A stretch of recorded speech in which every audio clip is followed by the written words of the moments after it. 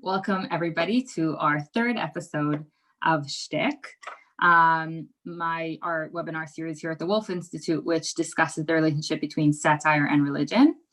My name is Alissa Symon. I'm a research assistant at the Woolf Institute, and I'm also a PhD candidate at the Department of Sociology, the University of Oxford. And with us today, we have Sam Victor. So Sam is one of the PhD scholars here at the Woolf Institute. He is originally from the United States and is based in Montreal, Quebec, when he is not in Cambridge for his research and studies. So Sam has a longstanding interest in intercultural and interreligious relations, and particularly in the ways in which people approach questions around pluralism and diversity as a matter of social and moral concern. And his current field work takes place in Nashville, Tennessee, at a predominantly white, middle-class, and evangelical church. And that is one of the reasons that Sam was perfect for coming with us today for this episode. So as you know, today we'll be discussing the Righteous Gemstones.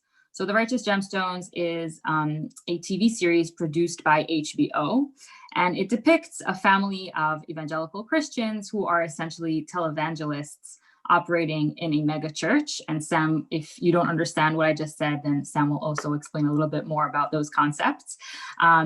If you look at the rating of these series on websites like Rotten Tomatoes, so it only has a 77% approval rating. So it hasn't been it hasn't really gone out, all out. People haven't loved it. But one of the critics' quote on this series is really interesting. And it reads, "Though it may not win many new converts, fans of Danny McBride will find much to praise in the Righteous Gemstones' darkly hilarious pews." So today we will discuss some of these pews. And Like the Jews Are Coming, which we watched in the first episode, and Life of Brian, which is what we discussed 2 weeks ago, the series generated some heated discussions about the place of satire and pop culture within the Christian community. And I'm hoping that we can tap into some of these issues again in today's episode. So as usual, we will hear a 10-minute presentation from Sam. And then we will open the floor for questions from the audience. So please type in your questions in the Q&A box on the bottom of your screen. If you're watching on Zoom, and if you're joining us through Facebook Live, then you can just put your questions on comments, and I will be interchanging between the two interfaces to make sure that all your questions come in. We've also already received some questions via email from people that have watched the previous episodes. So we have those ready for us. Sure. I can just say a few words about the clip, just to kind of set it up a little bit. So it was in the clip, you'll see that sort of the three main characters who are the patriarch and two adult sons of this sort of big mega church, giving a presentation about a mission trip in China that they had just done, sort of highlighting how many thousands of people they converted. They did a big sort of conversion event in a wave pool that went horribly wrong. And so you just sort of see the brothers sort of have this cartoonishly juvenile relationship where they're at each other's necks sort of on stage. And then afterwards you'll see this mission trip presentation being presented to the church as a way to convince people to give the church money. And so they go and they collect the tithing from everybody and these big baskets of cash. And it kind of shows this sort of mafia style basement bill counting operation in the basement of the church as this sort of mocking representation of prosperity gospel Christianity. So that's kind of what you'll see in the clip if we get it back. But a couple things that I guess I'll open the discussion with were some comments about what the series teaches us or not about American evangelicals. And then following in the spirit of the previous Shtick episode about blasphemy in the context of the movie Life of Brian, I'll talk a bit about evangelical responses to Christian critical content in mainstream entertainment and this line between satire and blasphemy. And so I'm best suited to ground my observations and comments in the particular ethnographic context that I've been working in. And so I'll be a bit hesitant about wider generalizations, but I hope that won't be too much of a limitation for our purposes today. This series, I think, as a whole, is less about Christianity per se than it is broader themes having to do with family and loyalty and at the very center, hypocrisy and leadership. so the show takes place and takes this sort of American megachurch as the setting for what is essentially a family crime drama that has nothing really to do with those things. Yeah, so I guess I can pick back up. So yeah, in the video we saw, this sort of depiction of prosperity gospel Christianity, this sort of mafia style bill counting operation with heaps of cash happening in the basement. And then this view of evangelism as a soul counting in foreign places for which the evangelists seem to have little interest beyond the nominal conversion of individuals. And then that sort of mixed with the really crass relationship between the brothers, and the one brother at the beginning who's currently being blackmailed because a video has been found of him with cocaine and prostitutes, and so he's sort of in a rage. So you just have these sort of absurd, over-the-top characters as the setup. And so if I pick back up where I was talking before about what we can learn about Christianity from this, or about American evangelical Christianity today, so I think that the show takes this American megachurch as the setting for what is this crime drama that doesn't really have anything to do with that. It's not really about Christian people or Christian ways of living. The most you see of anybody that goes to the church, other than the leadership in this series, is sort of clips like that of people filing into this big arena. But having said that, I think, them having made this creative choice to tell this story through the tropes and the aesthetic trappings of big box suburban evangelicalism does say something about Christianity in the United States today. And I can only go so far in describing what the creators themselves think about that and how intentional that was for them. But in the various media appearances that the creator, Danny McBride, has done, he's pretty clear about the fact that he wasn't wanting to lambast Christianity or Christian people or their beliefs. He's spoken about his personal experiences of his family being alienated from the church that they were members of after his mother's divorce, and things like that have caused him to sort of end his own association with Christianity. And it's something that he's struggled with. So he was more interested in really highlighting the juxtaposition between what is supposed to be a righteous way of living, what is supposed to be a religion that calls people into a caring community, and then the kind of overtly crass and hypocritical behavior of the characters and their relationships. And so coming back to the effectiveness of this setting, of setting this story in this American evangelical world and what that says about that world, I think it speaks not just to the conflation of piety and opulence that's apparent in some of these institutions that have become sort of the face of American evangelicalism, and that sort of critical outside observers are keen to highlight. But it's also about some of the moral contradictions and quandaries and questions that many evangelicals themselves are wrestling with, and especially in the Trump era, or now afterwards, whatever that's going to be. So for quite some time now, there's been significant criticism from within evangelical circles about the state of Christianity in the US, and it's kind of too close for comfort alignment with consumerist societal trends and lifestyles. And my familiarity with this is primarily grounded in my ethnographic fieldwork at one church in particular, which is a large church, but it's not a mega church. It's not an arena like the one there in Righteous Gemstones. So I can't speak for too long in generalizations, but my interlocutors are certainly close to, know people, or in some way adjacent to the caricature that's depicted in this show. And I actually hadn't heard about the show before my fieldwork. And it was actually the preacher of the church that I'm studying that recommended that I watch it.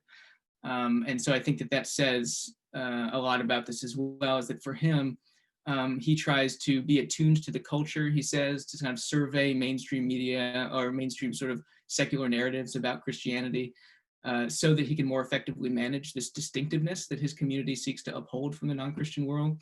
And it's pretty common for American evangelicals to reference the biblical maxim that they are to live as if they are in the world but not of the world. And so when their Christian lives are seen to resemble too closely the secular world or culture, they get suspicious. And so the kind of consumerism and stuff that's on display in caricatures like this are something that they would pay attention to.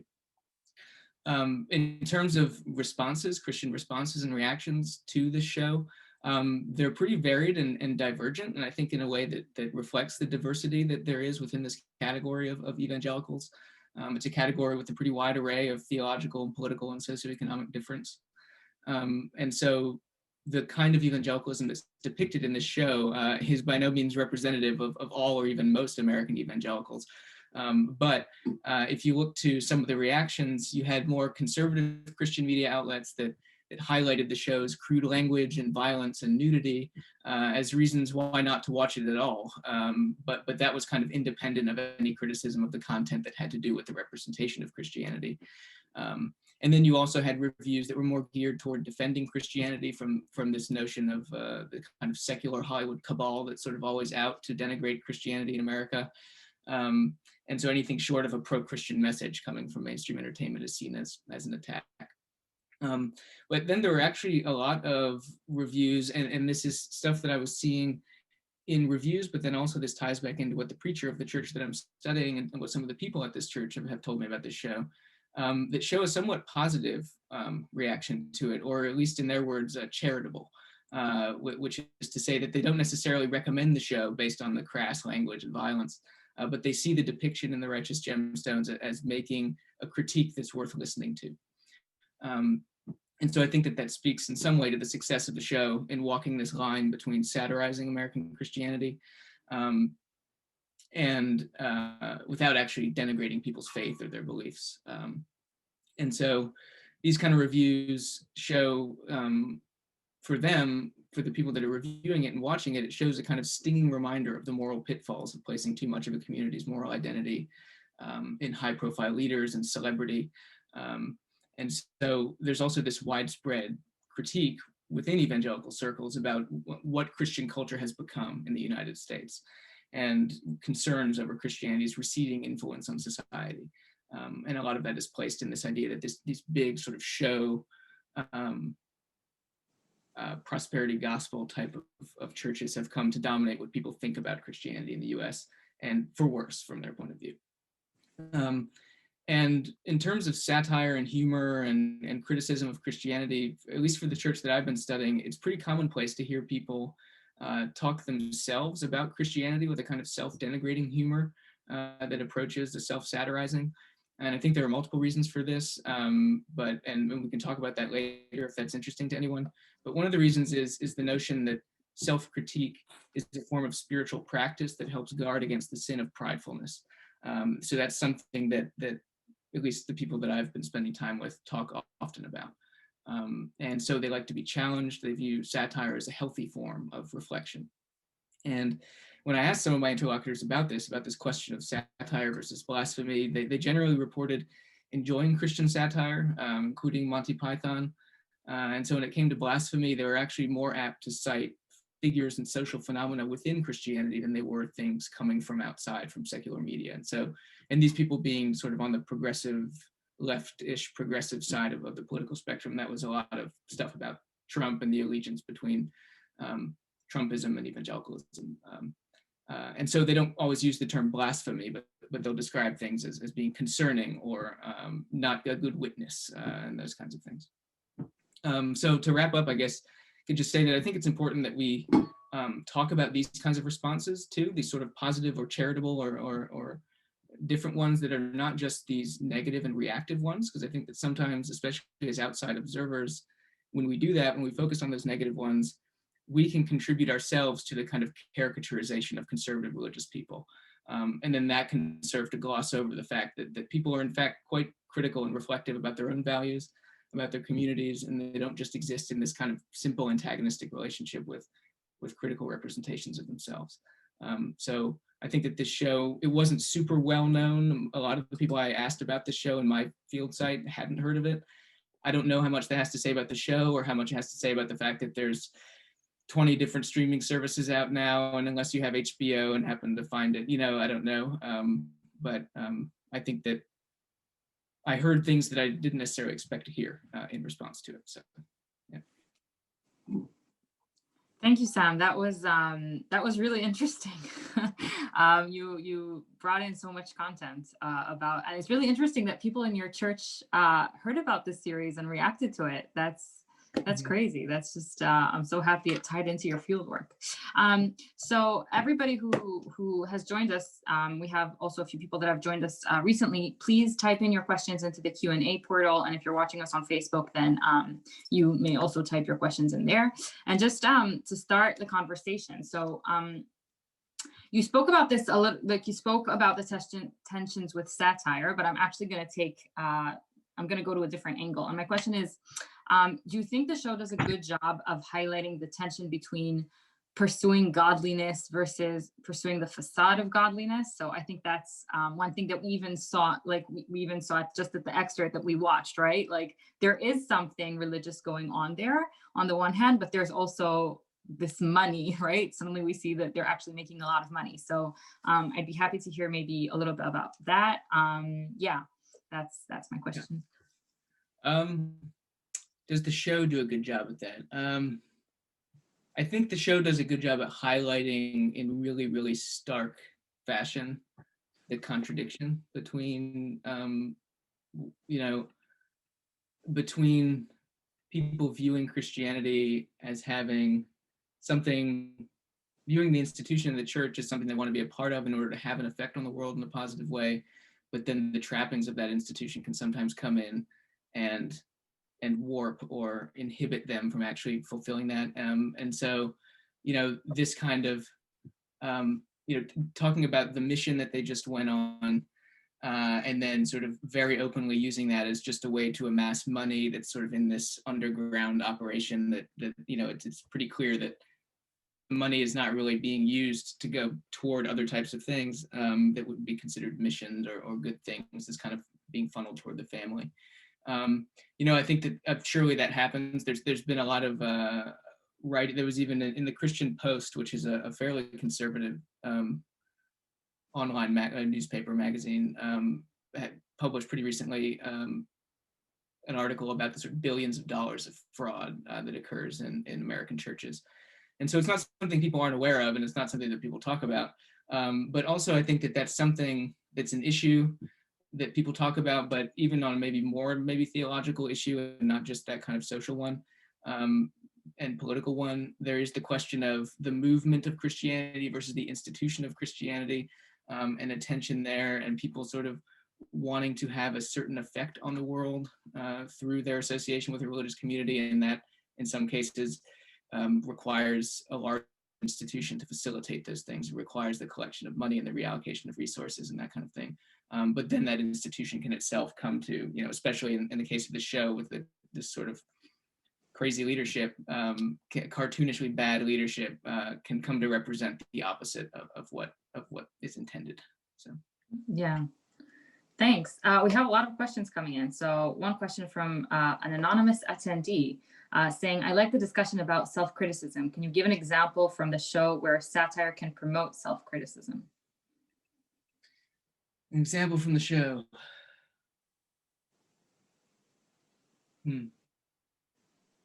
I mean, I think that clips like this, it would be hard for me to say without linking it to what people that are Christians have said about it in terms of what their reaction to the show was. But on the question of, let me think. I mean, kind of like what we were just talking about before, the idea that if Christianity is viewed this way and is able to be satirized as being this sort of corporate money-making institution, seeing that can cause people to be self-reflective or critically reflective about how that might be the case in their own community. And so I don't know, in the church that I'm studying, it's not a big mega church like this, but it is a very wealthy church. It's a church in a predominantly white sort of gated community kind of suburb place.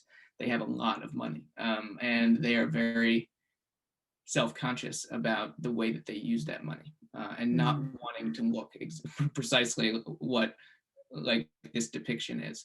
And so for the preacher that recommended that I watch this, when I was talking to him about it, he said that it was mostly about leadership for him, about what it shows about hypocrisy and leadership, and so it's not just about the fact that there is money, but what do you do with that money and those kind of things. I don't know if that answers the question, but yeah. No, I think it does. I also feel like the show itself touches like on different issues. It doesn't only talk about church and Christianity. It talks about like family and loyalty and stuff like that. And I think that through those themes, if you're a believing Christian, and just the fact that the series is set in that kind of stage, it also enables you to maybe self-reflect on your family and questions of loyalty and your connection to the church. So I think that's another angle of answering the question. Okay, we have many more questions coming in. So Tara says, thank you so much for the discussion. Sam, are there examples of other series or films that you think more clearly or more explicitly address evangelical beliefs and practices for a non-specialist audience? What resources can you recommend for someone to check out? Ooh, for really specific names, I'll have to get back. I'm happy to type in a list after. I did come across, when I was sort of looking for context for this, I was sort of taken aback by how many shows there are about Christianity in the United States, and which ones are seen as being more accurate or not. I don't know off the top of my head. I'll have to look, because you have a lot of content that comes from Christian production companies that tend to not, because they're not being, well, maybe I don't know if it's the cause, but they're not created by non-Christians or by sort of an outside perspective. And so usually those movies are more interested in sort of in projecting and conveying an evangelical message rather than say something about evangelical culture from the outside, because people are sort of already inside of it when they're making that. But good question. Let me get back to you on that. Okay, we have another question from Len. So Len is asking, in the series, and I think he's talking here about Shtick, we've seen Jews making fun of Jewish beliefs and of other Jews' behavior, and we've seen Christians making fun of Christians' belief, but we haven't seen any Muslims, and it's hard for me to imagine the members of the Gemstones finding this program funny at all. Is there some correlation between the solidity of unwavering belief and the impossibility of satire about religion? It's a quite philosophical one. I think. Yeah. So I guess if I can ground it again in my particular ethnographic context, the people that I study come from a very, very legalistic and moralistic tradition. They describe themselves as kind of being ex-fundamentalists. And so for them, the people that are Gen X and older mostly grew up in a space where you did not make jokes of any kind about Christianity. And not even jokes, I mean, the people that were very, very concerned with getting their interpretations of the Bible right and getting Christian behavior according to those interpretations right. And so deviations, even if they weren't in jest or anything, were extremely guarded against. And so they talk now about really, which is I think one of the reasons why they would embrace something like this, and why they do so often talk about in self-denigrating ways, or self-deprecating ways, I should say, about it, is it's a sense of sort of freedom from that they particularly are feeling, that they still want to try to find this balance between being able to speak critically about their faith without that showing, well, especially without that showing a lack of conviction or weakening of faith, but then actually inversely showing how strong their faith is that they are so confident, and they believe so much in the value of it, that they think it is very worthy of criticism and that they can forward that. So the idea that there would be a dichotomy really strictly between being very faithful or being upholding one's convictions and then not joking at all about it, I think that they would sort of break that down completely. Yeah, wow. We have many more questions. Okay, so Pablo is asking, hello and thank you very much for this opportunity. I'm beginning to see Greenleaf at Netflix. There are some moments of real Christian feelings, but mostly it's hostile, emphasizing fraud and hypocrisy. What do you think about it? I don't know if you've watched this, the Netflix that he's referring to. I haven't. I'm not sure what that is, unfortunately. Oh, okay. So we're sorry, Pablo, but I actually haven't watched it either. I will only comment that I think a lot of these shows, even if they're created by people that aren't religious, they're mocking other. Yeah, they're mocking like essentially the religious belief or things that religious people do, and I think that that's part of the relationship between secular people and religious people. It's and we see it in Netflix and we see it at HBO. Like that's maybe part of it. It's ingrained into that relationship. Okay, Muhammad is asking. He is commenting. He's saying an illuminating webinar. Quick, broad question. Do you think that it is possible to separate greed from formalized religion? Sure, I think so. I think that that's possible. I think that that's for each community to decide how they go about doing that. I think that it's a concern that people have, sort of, because to formalize, and I guess it would depend what we mean by formalized religion, if that means institutionalized religion or structures of collecting resources and pooling things together, and things that would involve sort of amassing money, or resources, things that could be vulnerable to greed. Sure, I think it's possible. I think that it just depends on, the relationships that the people have, and the in one way the quality of the leadership, and then the sort of maybe transparency within that community. I don't know if it would be necessarily, we can talk about it in big blocks of like formalized religion and greed as being inherently antagonistic, but yeah. Yeah. Okay. Another question. Do you think that American capitalism or consumerism is the main contributing factor to the corruption that is critiqued in the show? Yeah, I think that's what people would say, what evangelicals would say about this too. Ones that would take a critical stance, viewing sort of those kinds of trappings of hyper consumerism and capitalism as being cultural, and they're supposed to be above the culture or outside, and some to stand at a critical distance from the culture, speak into culture, is the kind of ways that they talk about this.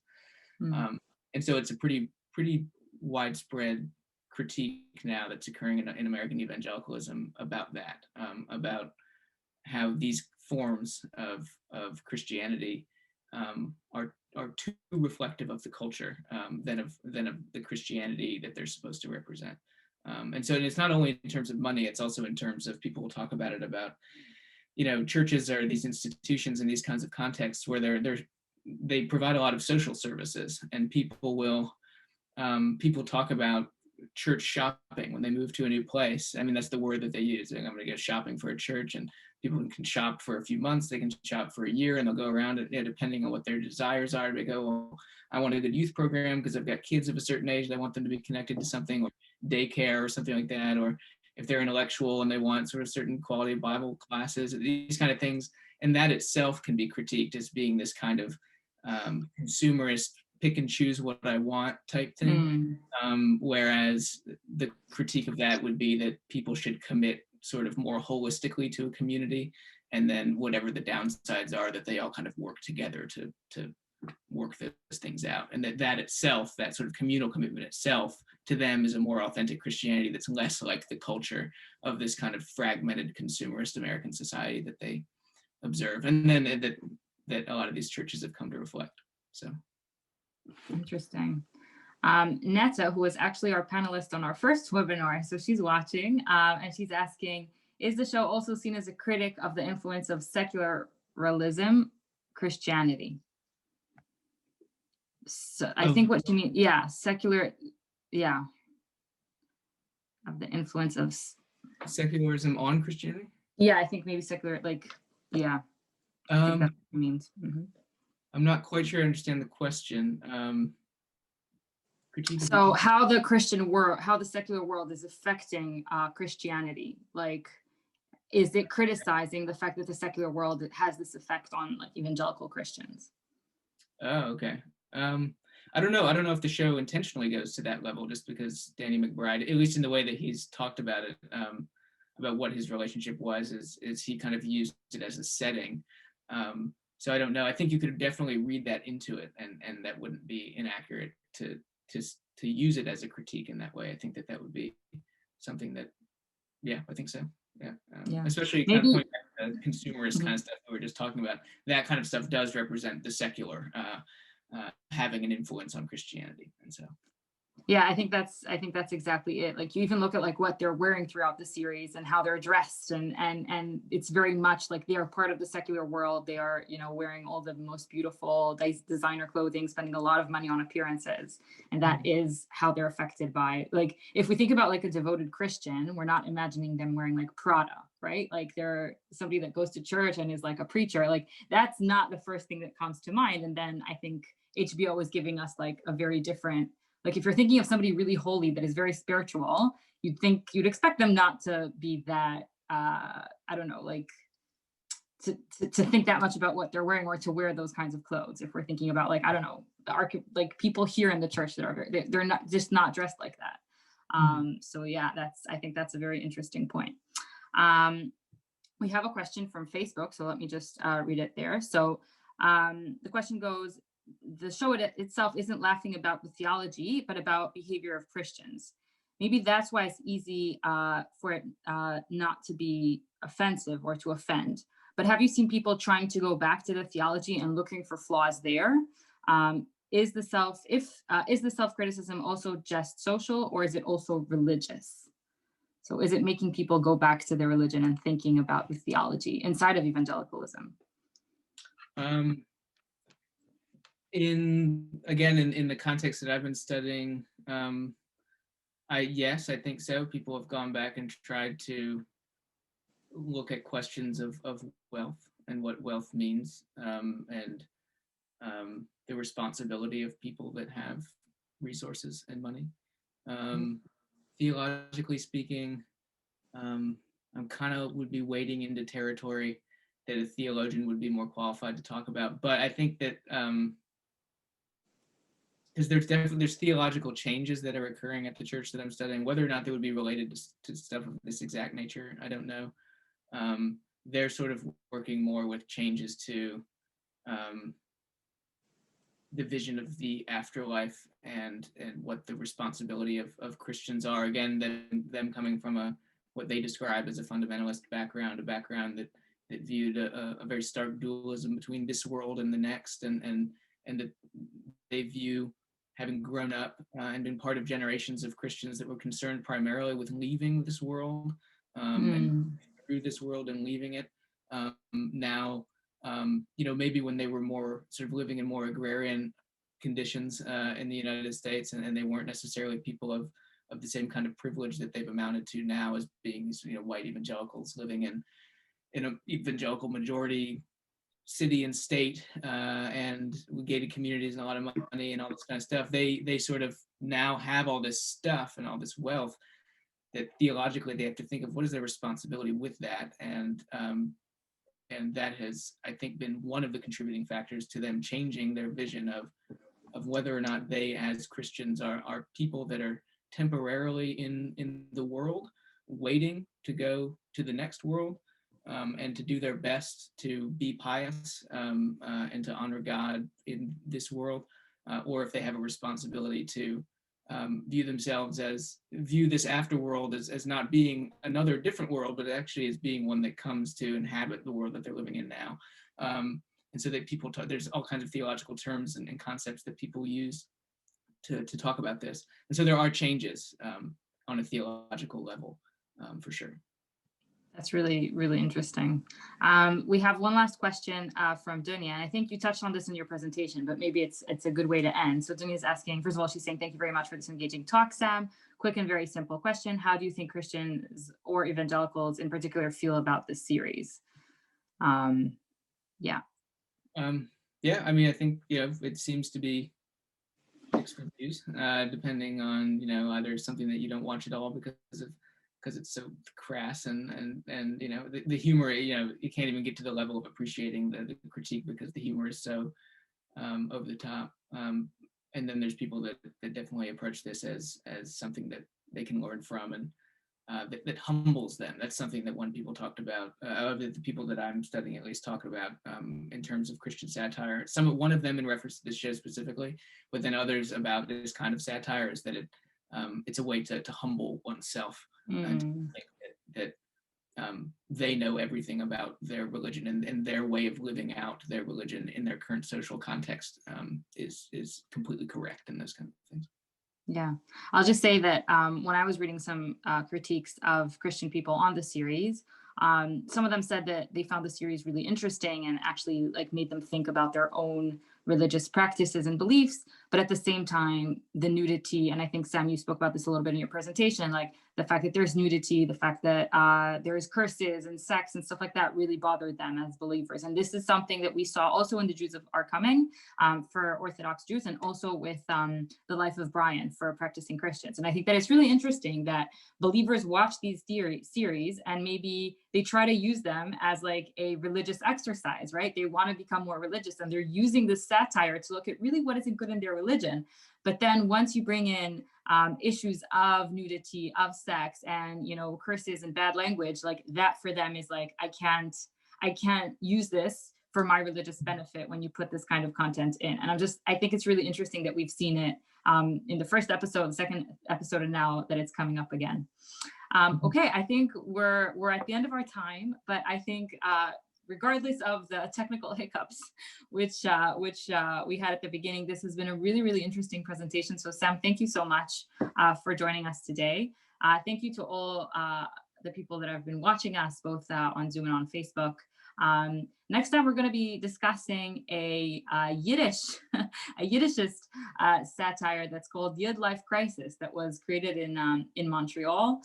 It's going to be really, really great. We're going to watch an expert where Mayim Bialik, who plays Amy Fowler in The Big Bang Theory, participates in this show. So I encourage you to join us in 2 weeks as well. So thank you very much, and have a good night.